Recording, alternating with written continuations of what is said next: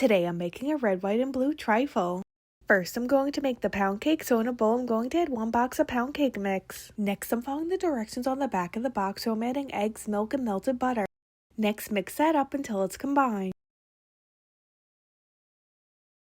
Then add the pound cake batter into a greased loaf pan. I'm going to bake this at 350 for 40 to 50 minutes. While the pound cake is baking, I'm going to get the fruit ready. So first I have 1 pound of strawberries that I washed. I'm going to cut the tops off and cut them into fourths and then put them into a bowl.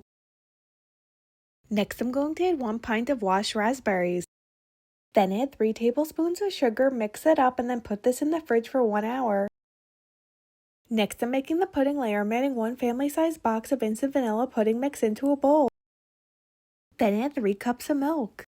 Then mix that up until the pudding thickens and then put this in the fridge to fully set up. Next I'm going to make the blue whipped cream, so in a bowl I have 1½ cups of heavy cream. Then I'm going to add 1/4 cup of powdered sugar. Then I'm going to add a few drops of blue food coloring and then mix this up until stiff peaks form. Now I'm going to build the trifle, so I have a trifle bowl and I cut up the pound cake into chunks and I'm going to add a layer of pound cake on the bottom. Next I'm going to add half of the vanilla pudding and spread that out. Then I'm going to add half of the strawberries and raspberries. Then I'm going to add half of the blue whipped cream and spread that out. Then I'm going to add another layer of pound cake chunks. Next add the rest of the vanilla pudding and spread that out. Then add the rest of the strawberries and raspberries. Then add the rest of the blue whipped cream and spread that out. Lastly, add some red, white, and blue sprinkles on top. Here's an up close look at the red, white, and blue trifle.